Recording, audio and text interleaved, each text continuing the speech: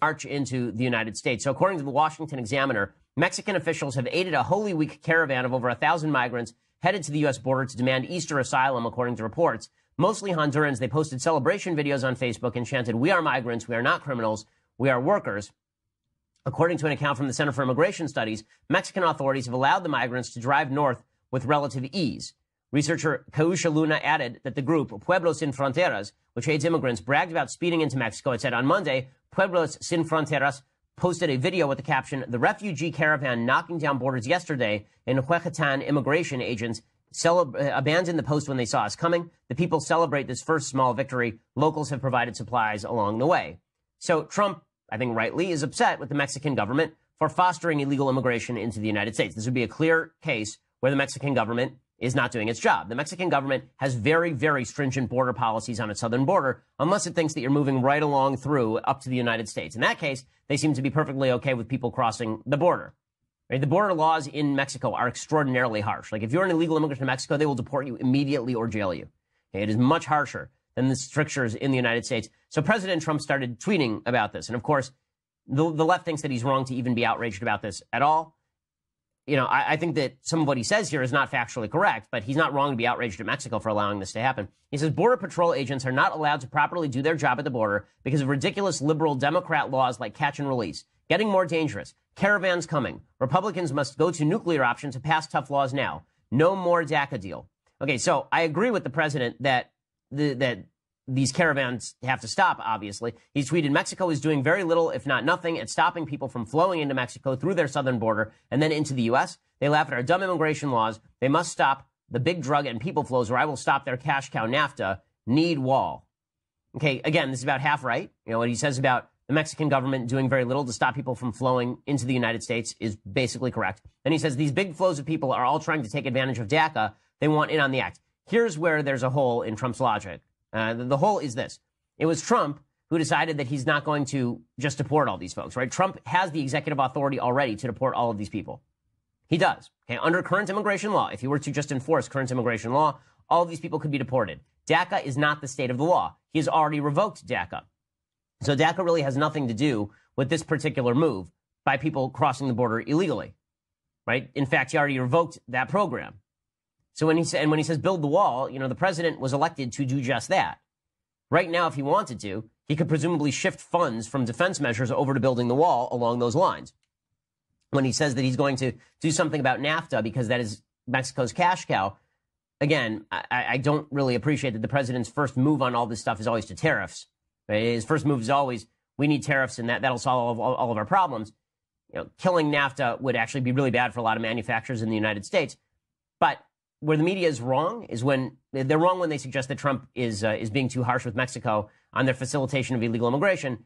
They are right when they say that he's obviously not speaking in any sort of reasoned language about DACA. Because again, DACA's on the president. That's an executive policy. If Trump wants to get rid of DACA, he has every ability to do so. I'm going to talk a little bit more about that in just a second. But first, I want to say thank you to our brand new sponsors, the folks over at the movie Chappaquiddick. Now, it is a real pleasure. Really, I'm very excited that the folks who made Chappaquiddick are advertising with us because Chappaquiddick, which opens up in theaters on April 6th, is just a fantastic movie. It's a really, really good movie. I've had a chance to screen it. A little bit later in the show, I'm going to have on one of the producers of the film so that we can actually talk about how Chappaquiddick was made, because it's sort of an astonishing thing it was made in the first place. Chappaquiddick is, of course, the story of Ted Kennedy, who drove a woman off a bridge and left her to drown in the car. Really, she suffocated in the car. And the movie does not soft pedal this. And the movie it's not a right-wing screed. Okay, it doesn't go along with, it doesn't try to go beyond what the evidence shows. So, for example, there's nothing in the movie that suggests that Ted Kennedy and Mary Jo Kopechne were clearly having an affair, that she was pregnant, because there's no evidence to support that. But it does stick to the evidence, and the evidence is damning enough. It is an amazing thing that this film got made, and it's an amazing thing that it's getting wide releases. All the performances are universally great, and Ted Kennedy does not come off well in this movie, as well he should not. It took 50 years for this movie to be made, and it is worth every minute of the film. It is just, if you're a conservative and you worry about Hollywood skewing to the left, if you're somebody who said, you know, in the last couple of weeks, I'm watching Roseanne because I want to show Hollywood that my voice counts. Show Hollywood your voice counts. Go see Chappaquiddick. Take your family to see Chappaquiddick. It's important to know how the Democrat machine worked in Chappaquiddick. Half the stories about the Kennedy family. Okay, the Kennedy family does not come off well. A lot of the stories about the Democratic infrastructure in law enforcement in Massachusetts at the time. does not come off well. Again, really well written, beautifully filmed, beautifully acted, and Chappaquiddick tells the story that the left media has wanted to ignore for 50 years. Remember, after Chappaquiddick, Ted Kennedy still ran for president in 1980, and he almost defeated Jimmy Carter, the incumbent. Ted Kennedy wanted to run in 1984. It did not end his career. Okay, this movie shows you why it should have ended his career indeed. Okay, you're not going to want to miss the story again. Chappaquiddick in theaters everywhere on April 6th. You almost have a moral obligation to go see the film. Okay, so I have a lot more coming up, but for that, you're going to have to subscribe over at dailywire.com. So dailywire.com, $9.99 a month, you get the rest of the show. You get the rest of Andrew Klavan's show, the rest of Michael Knowles' show. And when you subscribe, you also get to be part of our mailbag, which we will be doing a little bit later this week on Friday, which should be awesome sauce. So check that out. Also, if you get the annual subscription, you get the tumbler that I do not have with me because when I'm traveling, I can't bring it. It's just too magnificent. I can't risk it being lost in transit. But you can get it. You can get it in the mail. You can put it next to your bed. You can treasure it. You can drink from it, sip from it, imbibe the glories and wisdom that flow through it every single day. All you have to do is spend $99 a year, and you get our magnificent travel mug. You get our magnificent tumbler. Check it out, the Leftist Tears Hot or Cold Tumbler. Also, if you subscribe, you get to be part of the conversation. So next Tuesday, April 10th, 5:30 p.m. Eastern, 2:30 p.m. Pacific. If you haven't yet joined the conversation series, it's our monthly Q&A hosted by Alicia Krause, where we answer any and all questions from politics to the personal. And this month features our very own Andrew Klavan. It streams live at Daily Wire YouTube and Facebook. But if you want to ask questions, then you have to be a subscriber. So you log into our website, dailywire.com. You head over to the conversation page to watch the live stream. After that, you just start typing into the Daily Wire chat box, and I'll answer questions as they come in for an entire hour. Rather, Klavan will answer questions as they come in for an entire hour. Subscribe to get those questions answered by Drew on Tuesday, April 10th, 5:30 p.m. Eastern, 2:30 p.m. Pacific. Join the conversation. Or if you just want to listen later to the program, check out iTunes or SoundCloud or YouTube. Please subscribe. Please leave us a review. It always helps. We are the largest. A caravan of more than 1,000 Central Americans, men, women, and children, is traveling across Mexico tonight. Mexican authorities are speeding them toward their destination, which is our country, our southern border. These are not refugees. They are border jumpers. They have no legal right to come here. And that's about the sum total of what we know about them at this point. We don't know if they have skills that we need, whether they speak English, whether they're gang members. We know nothing. Here's what they know about us. They know that if they can cross the border into California, they're set. Democratic politicians in that state will shelter them and give them benefits. From California, they can go anywhere in this country, just like millions and millions before them over the past 30 years. If you're wondering why America is not anything like the country you grew up in, this is why. Will anyone in power do anything to protect America this time? Or will leaders sit passively back as the invasion continues? Over the weekend and earlier today, the president sent a series of tweets that seemed to reflect frustration. Quote, "Act now, Congress," he tweeted at one point. "Our country is being stolen." Well, to that, official Washington scoffed. How dare the leader of our country pretend that we have the right to determine who comes here? What a racist. Here's Jim Shapiro, a former Obama political appointee who now poses as a journalist over at CNN. Watch. As often happens with issues like this, we enter a fact-free zone. I mean, you got to fact-check the president on this. I mean, first of all, you heard that Fox News rhetoric, an army of migrants. I mean, it's not an army. It's a caravan. It's a group of folks who are seeking asylum. The president tweeted there are caravans as if there are multiple groups of people kind of storming the border. That's not true. It's one group. Just a group of folks seeking asylum, or propaganda from the Obama people pretending to be reporters. Shut up, America. That's the message. You have no right to complain. That's CNN's view, which means it's the left view as well. Is it America's view? Do voters agree? Do voters think that we have a moral obligation to admit every single person from around the world anytime who wants to come here, feed and house and educate them at our expense, even as our own middle class dies? Maybe voters do think that. I guess we'll find out in the midterm elections. This will help define those elections. Moronis is the founder of Border Angels, a pro-immigration group, and he joins us. Enrique, thanks for coming on. Hey, Tucker. So I understand that you're for more immigration into the country, but I can't imagine you would support people walking across Mexico and just showing up, expecting to be let in. If that were to happen a lot, we would no longer be a country. So what should we do with these people? Well, Mexico is not a hostile nation like you mentioned earlier. Of course it is. The people that are coming from, no, of course it isn't. And the fact that these people are coming from Central America is the same thing that's been going on since Reagan interfered in the Central American policies in the late 70s and 80s. These are people that are escaping violence, escaping hunger. They're looking for refuge, and they're trying to come into the country. And when you have a Border Patrol spokesman like Chris Harris encouraging them to come, telling them, just show up at the border and say asylum, and you're going to get in, that's a lie. That's not the way it works. And it causes these people to flee. They're crossing. They think they're going to be able to get in. Most will not be getting in. But I'm not really sure why I don't know why you would feel an obligation to defend the government of Mexico, which is abetting illegal immigration into our country, which has been literally for years, which has trained people explicitly with documents that we have on how to get into this country illegally. I don't know why you would be flacking for them. I don't know what's in it for you exactly, but let's stop lying about it. Mexico could stop this right now. Mexico is a very long country. It's a long way from Honduras to Tijuana. They could stop this, but they're not. This is an act of hostility. The thing is that we allow the freedom of people to be able to travel freely within the country, as a lot of countries do in the world. And I will defend Mexico because you're lying. Why don't you show me a document where the Mexican government is training people, like you just said, to cross into the United States? The Mexican government isn't doing that. Are there people doing that? There may be. Really? Because they were giving that, you know. I'm sorry. I win with superior knowledge here.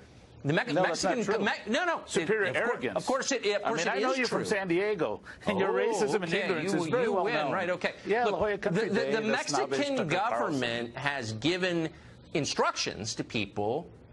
I've seen them with my own eyes on how to get across the border. But the point is, this group of people could be stopped any time by the Mexican government, which, again, you feel the need to make apologies for, but they detain people all the time in their country from Central America, as you know. But they're not detaining these people because they say they're going del Norte. So they're a hostile power. But why should we have to accept anybody who comes here? Most people aren't coming to the United States. Most undocumented people go elsewhere. They have no desire to come here. Of the 250 million undocumented people in the world today, the United States has 11 million. And that flow has shifted dramatically, dropped 40% in the last 5.5 years. But why should we take any? No, but you're missing it. Why should we take any? There are a lot of people who want to come here legally. Yeah, but there's no way for these people to come in legally. And the United States interfering in these countries, the demand for the drugs, invading a sovereign land like Iraq, or interfering in the civil wars of Central America, that causes people to flee. The U.S. should be more welcoming. So our sins are the reason this is. So you hate America, is what you're saying. I don't know why. Actually, it's interesting. You're blaming America for illegal immigration into America. People come here. Central America is part of America. Central America is part of America. Mexico is part of America. The United States is a separate country. It's not the same as Honduras, actually. One-third of all Salvadoran citizens already live in the United States. So at what point can we say we've atoned for our sins in El Salvador? Stop interfering in the policies of other countries. Stop taking their natural resources. Stop invading sovereign lands. You have a president. Are we taking the natural resourson of Honduras right now? Remember Donald Trump? I mean, that guy, he's an embarrassment to the world. He says they're coming for DACA. DACA ended in 2000. People had to have been here by 2012. Donald Trump doesn't know what he's talking about. Let me ask you. I'm not asking you your opinions on Trump. I'm not interested. I'm asking you about the policies that are. Hold on. The policies that affect all of us as Americans. And you're saying that Hondurans have a right to come here because we take the natural resources of Honduras somehow? Can you be a lot more specific? Absolutely. The invasion of the United States of sovereign lands, whether it was the interference in Central America with the Reagan administration. What do we do to Hondurans? Well, have you heard of Iran-Contra?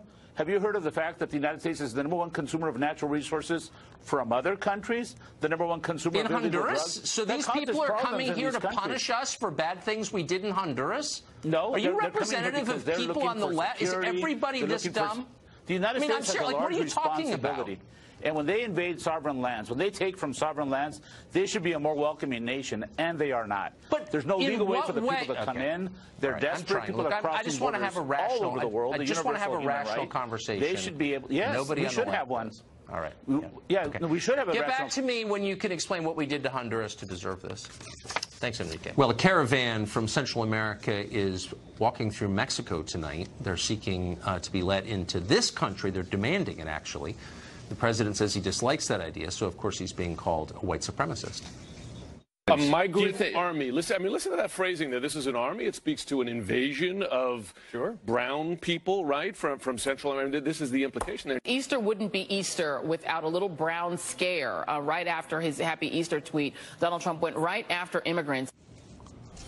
The first guy, by the way, was Jim Scudo, who works at CNN, who was a political appointee for Barack Obama, now pretending to be a journalist. It's too much. Mark Stein joins us tonight. So, Mark, I guess the point that the left is making right now is that we have no right, under any circumstances, to deny people entry when they come here. Period. Doesn't matter who they are, where they're from, what skills they have. It doesn't matter. We have to let them in. Is that the position?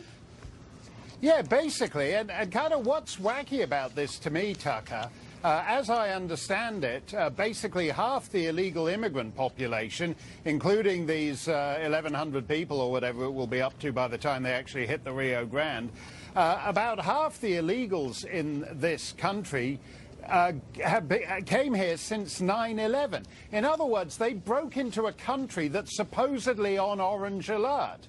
We're told we're on an orange alert. If law-abiding persons go to an American airport, they're barked at all the time. Be advised, the security coding for today is such and such. And yet, at the same time, 1,100 people have announced they're just going to walk into the country, and the United States government throws up its hands and says there's nothing we can do to stop them. Well, in that case, what the hell is the point of Orange Alert? Why are 300 million law-abiding Americans shuffling shoeless through their airports like a bunch of, like a bovine herd? If any of the 6.5 billion people who aren't American around the planet can just walk across the Rio Grande or take a flat-bottom boat and walk into the country. What's the point of Orange Alert? What's the point of a government, actually? Because the point is that we're the problem. As one of our guests earlier told us, as Jim Scudo or whatever his name is on CNN told us, we're the problem, actually. These are the virtuous ones trying to get in. We're the impediment to their progress. Shut up, America, and obey. And, you know, he probably doesn't know it. There was a French novel published 45 years ago by Jean Raspail, The Camp of the Saints. A lot of people on the left don't like it. But it actually predicted what's happening before our eyes. A bunch of people got in a ship at India and sailed for the south of France in this novel. And all the media commented, like the CNN guy you just quoted, what's the big deal about this? We are the ones. We are the sinful ones. We are the ones with the stain of all the wicked isms on our past. Imperialism, colonialism, racism. These people are the virtuous ones. Let them in and they will redeem us. Do you ever get the impression you've been softened up for this exact moment, that people have been telling you to shut up and obey and that you have no moral standing and you're not allowed to give your opinion? Basically, so we get to the moment where you can just be told to step aside and let people come in your place. I think that's largely what it is, in fact. And that's why I always pay great attention to the left's assault on language. Someone just said, you know, those of us who oppose this are anti-immigrant. Actually, no, I'm an immigrant. Yeah. It's a rather boring thing to be because it involves going to government offices and filling in paperwork. But the left has appropriated that term, so it now effectively means an army of people who don't bother with paperwork, who simply, as your first guest said, simply from being in poor, impoverished countries whose resources the United States has pillaged, supposedly, they have the virtuous right to just walk in to the country. So why should we care that a statue to President William McKinley, a victim of gun violence, by the way, is about to be torn down in Northern California? It feels like one of those things that's worth paying attention to. Why is it? Well, I think it's worth paying attention to because it shows that when you hand the left a victory, they move on to the next thing. Rich Lowry, the editor of National Review, said on Fox News last year, he said he didn't feel terribly excited about defending Robert E. Lee and Jefferson Davis, but you can bet your bottom dollar that if they come after Washington and Lincoln, he'll be right there defending those guys. Well, they're now actually tearing down statues of American presidents, of a guy who took a bullet for his country. once you hand them the first victory, they simply move on to the next ones. And you know what's interesting to me, Tucker? Obama, when he was talking about what he looked for in his judges, said the quality of empathy. Empathy requires us to be able to understand human beings in the age in which they lived. You're not tearing down a statue of McKinley. Right. You're tearing down the representation of all the Americans who voted for him, agreed with him, supported him. You're in fact disowning your own history and saying, I'm just going to live in a hyper-present tense, disconnected from my past. That is exact, and I knew you could explain it better than anyone I've ever met, and that is exactly right. That's exactly what bothered me about it. Thank you for articulating that. Appreciate it. Thanks a lot, Mark. Tucker. See ya. America's military presence in Syria